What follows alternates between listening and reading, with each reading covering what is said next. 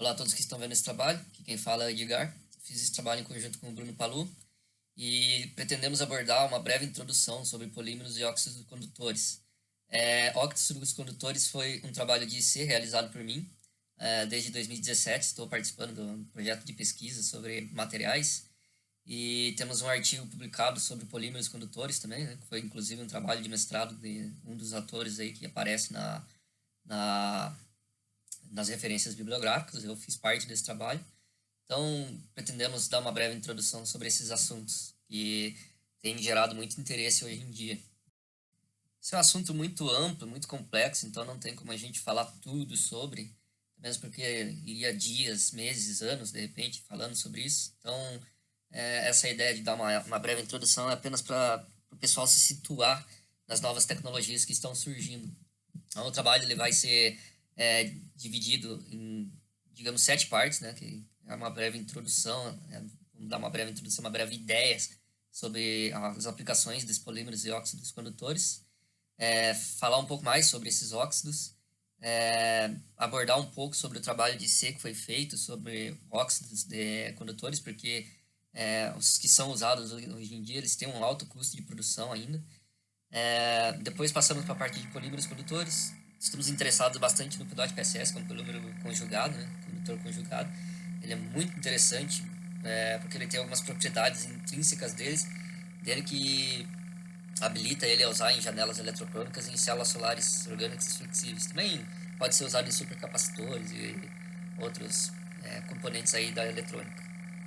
E, para finalizar, vamos ter uma conclusão sobre esse trabalho. Como todos sabem e acompanham, vivemos uma época em que não só a tecnologia embarcada evolui rápido e constantemente, mas também os materiais empregados a ela. Um grande exemplo disso são os smartphones. Nós utilizamos hoje, que já se tornou um equipamento praticamente indispensável a toda a sociedade, né, ao nosso redor, possui uma tecnologia de processamento superior aos computadores que utilizávamos há 10 anos atrás. Porém, a construção eletrônica desses novos smartphones não conta apenas com aqueles componentes baseados em silício, que é empregado em toda a eletrônica atualmente, que inclusive está sofrendo pela tendência do uso de materiais de menor custo produtivo também. Esses smartphones eles contam com uma série de condutores e semicondutores baseados em óxidos metálicos e polímeros sintetizados, principalmente de cadeia de carbono. A tela touch flexível do celular é um bom exemplo do emprego desses óxidos condutores, em conjunto com polímeros condutores. A tela touch desses smartphones é composta por uma película de óxido condutivo. Então, a cada local que clicamos na tela, se traduz em uma corrente elétrica que é lida por algum processador dentro do smartphone que nos retorna a posição que estamos tocando. Além do mais, dentro dessa tela, o que forma as cores e toda aquela parte da eletrônica da tela em si, do display em si, é constituído de polímeros condutores, que são as telas conhecidas como OLED. Além do mais, esses polímeros condutores, em conjunto com óxidos condutores, também podem ser utilizados em outros tipos de aplicações. A gente vê aqui na imagem esquerda inferior, isso é uma janela eletrocrômica, como a gente citou no começo do trabalho. A aplicação de um potencial negativo, então faz com que haja uma alteração da coloração desse dispositivo, e a aplicação do potencial positivo faz com que ele volte a ficar transparente novamente. Isso é interessante para a gente utilizar em filmes, em janelas inteligentes e entre outras aplicações. É muito aplicado em aviões, em janelas de aviões, esses dispositivos. Um segundo dispositivo interessante também que faz o uso desses dois componentes células solares orgânicas flexíveis, ou mais conhecidas como OPVs. Vemos aqui na imagem direita inferior a aplicação do ITO como eletrodo e a aplicação do PDOT como uma camada ativa, que seria o óxido condutor e o polímero condutor, respectivamente. E, diferentemente dos polímeros condutores, que podem ser completamente sintetizados em laboratório, os óxidos condutores necessitam de algum metal para serem obtidos, com exceção do óxido de grafeno, que falaremos sucessivamente. O estanho é um metal maleável, resistente à corrosão e que não oxida facilmente ao ar livre. Ele possui uma estrutura cristalina tetragonal e é utilizado principalmente como revestimento antioxidante e anticorrosivo de outros metais. O método mais utilizado da obtenção do óxido é através da redução do seu dióxido. Já o índio, que recebe esse nome devido ao seu espectro atômico, que está na região da cor índigo, possui uma estrutura cristalina também tetragonal e é produzida a partir de resíduos do refino de minério de zinco. É um material macio de alta tenacidade, né, o que o torna perfeito para soluções, para usos em filmes finos flexíveis. É estável ao ar e muito reativo aos ácidos. Quando aquecido, ele produz um óxido de cor amarelado, e é esse óxido que nos importa para o setor industrial. É uma das 20 matérias-primas críticas de importância econômica mundial e sua produção está limitada à produção mundial de zinco. Então, devido a isso, esse material possui um alto valor de mercado. Desta forma, temos que encontrar alternativas de baixo custo e de menor produção de índio, né? Com propriedades elétricas e óticas inferiores ao ITO. Eletrodos baseados em óxidos condutores têm sido amplamente estudados por gerações, devido às suas capacidades de formarem filmes finos, transparentes e a incrível habilidade de conduzir corrente elétrica. Conforme já citamos anteriormente, com o surgimento de tecnologias baseadas em displays, dispositivos eletroeletrônicos e também aquelas, daremos um outro exemplo, aquelas vidraças de mercado, de geladeiras de cerveja e tal, a aplicação de eletrodos transparentes com baixa resistência e alta transmitância se tornou indispensável para a indústria. Então, onde antes os filmes finos condutores eram baseados apenas em óxido de estanho, hoje tem-se filmes que possuem eletrodos em um composto híbrido, que também contém índio em sua composição, devido às propriedades óticas e elétricas desse novo material. Esse híbrido também é amplamente empregado na construção de transistores e células fotovoltaicas de alta eficiência, que em conjunto com o ITO também formam um filme condutivo, claro, de propriedades elétricas e óticas um pouco inferiores, mas de muito melhor custo, né, muito mais baixo custo, se comparado ao filme de ITO convencional. Esse filme convencional de ITO utiliza em torno de 90% de índio e 10% de estanho em sua camada. Então, veja que é muito mais índio do que estanho, que é justamente o óxido mais utilizado hoje em dia na indústria para a construção desses eletrodos. Mas como já dito anteriormente, o índio ele possui alto valor de mercado. Hoje em dia existe um estudo muito relevante na área de construir um híbrido. No entanto, a redução de índio nesse composto faz com que esse composto fique cada vez mais isolante. Uma técnica utilizada é fazer o uso de um outro óxido misturado a esse composto para fazer com que essa condutividade seja aprimorada. No nosso caso, como explicaremos a seguir, foi utilizado o óxido de grafeno, por ser um material abundante no nosso país, de baixo custo e que também pode ser, assim como os polímeros condutores, sintetizado em laboratório, já que é uma cadeia, o grafite, que é o material precursor do grafeno, uma cadeia é um material que é formado de cadeias de carbonos que é completamente sintetizável no laboratório. Porém, nem todos os reagentes utilizados para a esfoliação do grafite são baratos. Por exemplo, a gente tem que fazer uso de permanganato de potássio, de ácido sulfúrico, e em larga produção acaba sendo barato esses componentes, mas para fins de pesquisa não é tão barato assim. Então, o principal objetivo do trabalho era obter um composto com 60% de índio na composição e aprimorar essa condutividade elétrica utilizando o óxido de grafeno ou óxido de grafeno reduzido para aumentar a condutividade térmica dos eletrodos que foram formados através desse novo composto, desse novo híbrido, né? Então, como a gente pode ver aqui na figura direita inferior, o grafite ele nada mais é que uma cadeia de carbonos formada em estrutura hexagonal.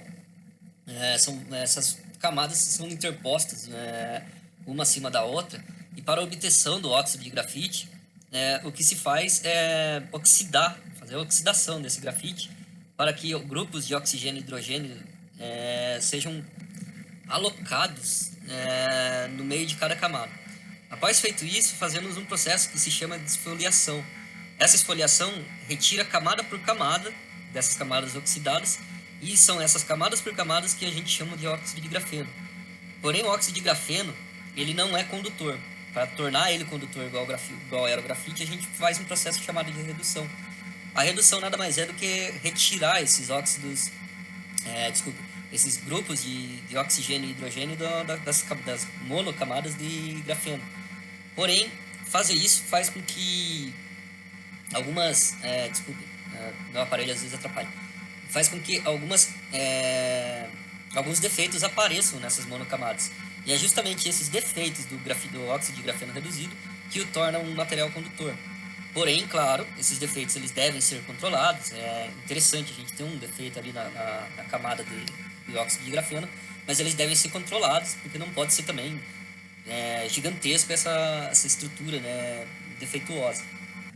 O que nos interessou no uso do óxido de grafeno na composição desse novo material é que o grafeno é o material mais promissor de estudos atualmente. Então, existe um grande impacto no estudo do grafeno no nosso país, justamente porque ele é um material abundante no nosso meio natural. Ele tem ganhado grande notoriedade após Andrei Gain e Konstantin Novoselov, se não falei errado o nome do rapaz, receberem um prêmio Nobel da Física em 2010, após apresentarem um estudo sobre as propriedades elétricas do grafeno. Esse estudo foi feito, claro, em 2004. Em 2010 trouxe o prêmio Nobel para eles. As ligações químicas formadas entre os átomos de carbono e a espessura do grafeno tornam esse material recordista em algumas propriedades físicas. Uma elevada área superficial, então é possível cobrir em torno de 2.600 metros quadrados com 1 grama de grafeno. Elevada resistência mecânica, né? O grafeno ele pode aguentar pressões aí até 130 gigapascais e produz um módulo de Young elevado, aí na casa de 1 terapascal. Pra você ter uma ideia, isso é muito maior do que o módulo de Young do aço. Ele possui uma condutividade térmica muito elevada também, então ele pode atingir 5.000 watts por metro Kelvin em temperatura ambiente. Condutividade elétrica também é recordista, esse material é recordista, em torno de 2.104 siemens por centímetro.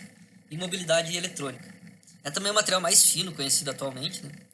E o que o torna excelente para o uso em filmes, a gente chama de filmes finos transparentes.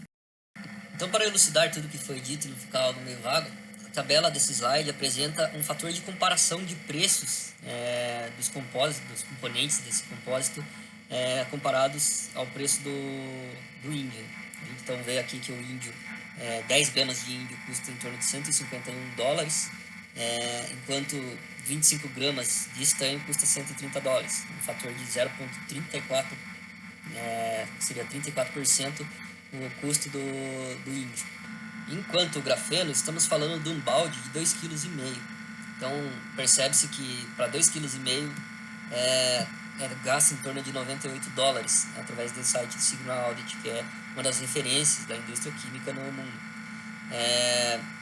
Por esse peso e por esse preço, verificamos que o custo do grafeno não chega a 1% do custo do índio. Na parte superior desses slides, temos 4 imagens retiradas do MEV, microscópio eletrônico de varredura. Esse microscópio ele é excelente porque ele garante imagens de alta resolução e observação da estrutura morfológica do nosso material através de uma escala nanométrica. Então, a primeira imagem, conseguimos ver várias camadas de grafeno, do óxido de grafeno, sobrepostas umas sobre a outras. Na segunda imagem são as aglomerações do ito, e o processo de Pequine formam pequenos aglomerados. Na terceira imagem já é o nosso compósito. Então, nota-se na terceira e na quarta imagem que as folhas de grafeno elas ficaram um pouco mais espessas. No entanto, elas absorveram completamente essas aglomerações do ito, o que nos dá um indício de que sim, foi possível uma interação entre os dois componentes.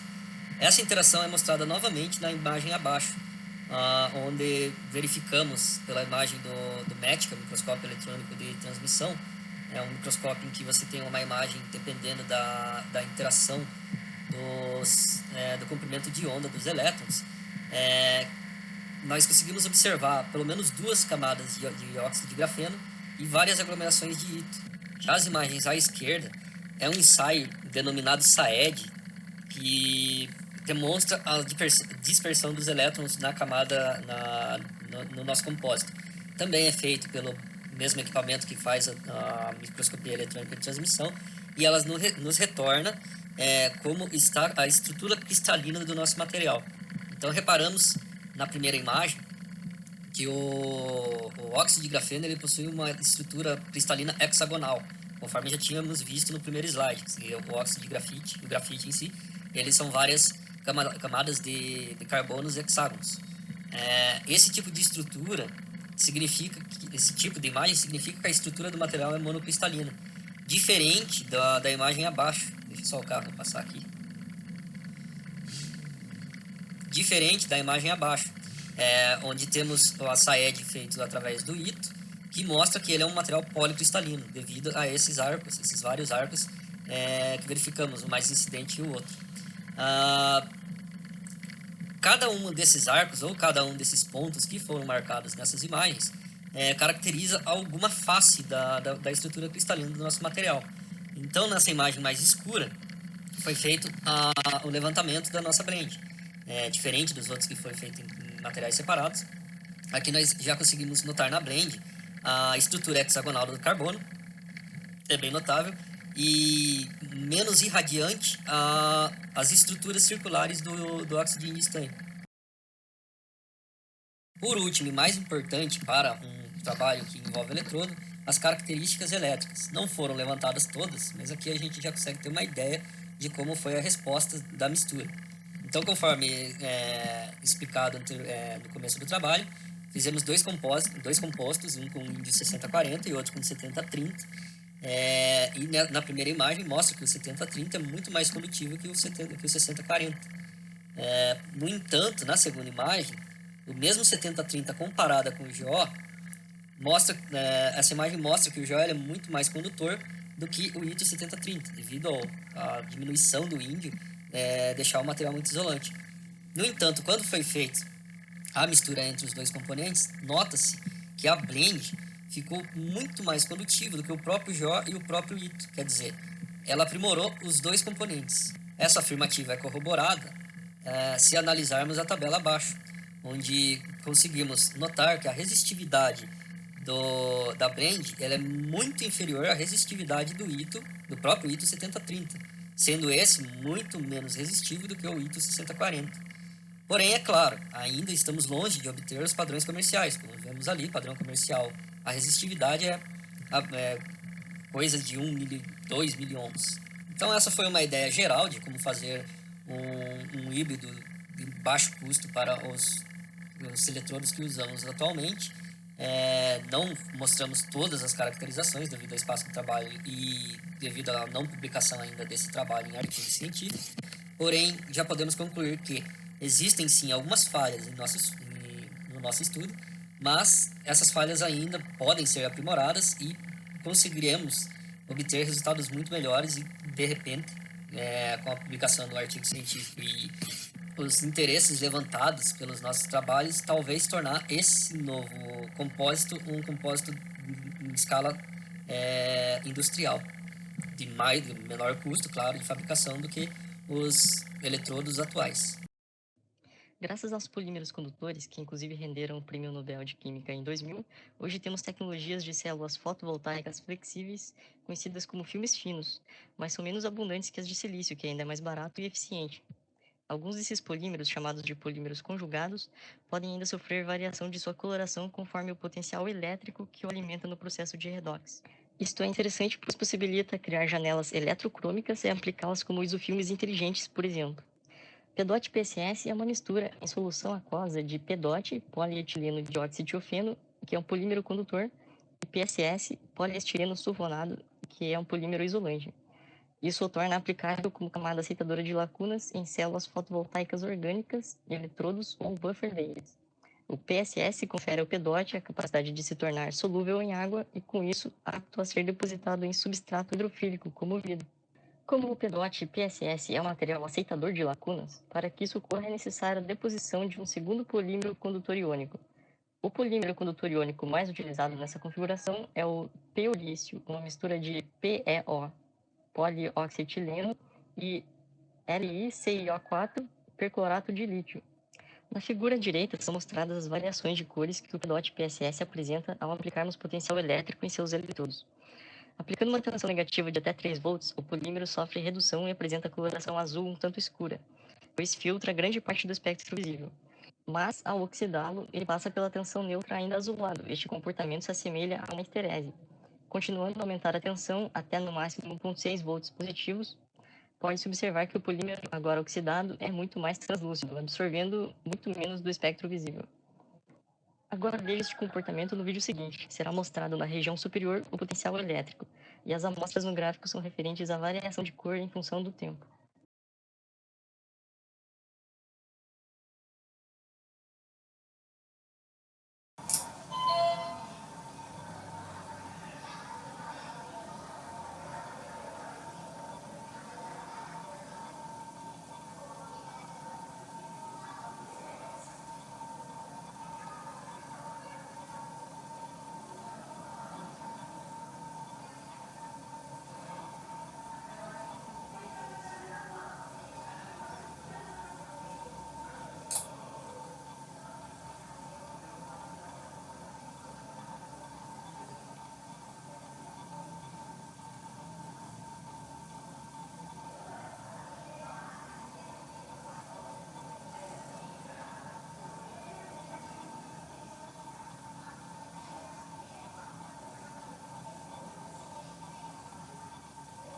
Veja nesta imagem a estrutura de uma célula fotovoltaica orgânica flexível, onde o óxido de molibdênio MoO3-NPS é a camada ativa, mas este pode ser substituído pelo polímero PEDOT-PSS, o qual estudamos neste trabalho. Verificamos anteriormente que o PEDOT-PSS é mais eficiente que o MoO3-NPS. Nesta configuração, o PEDOT-PSS será a camada ativa, enquanto a camada de cálcio é aceitadora de elétrons. A camada intermediária contém PTB7, que aceita lacunas, e PC71BM, que aceita elétrons. Neste trabalho, exemplificamos dois tipos de aplicação de óxidos e polímeros condutores, que são muito pesquisados atualmente por apresentarem notáveis propriedades físicas, químicas, elétricas e óticas, e também por serem uma alternativa ao silício, que apesar de abundante possui alto custo de processamento.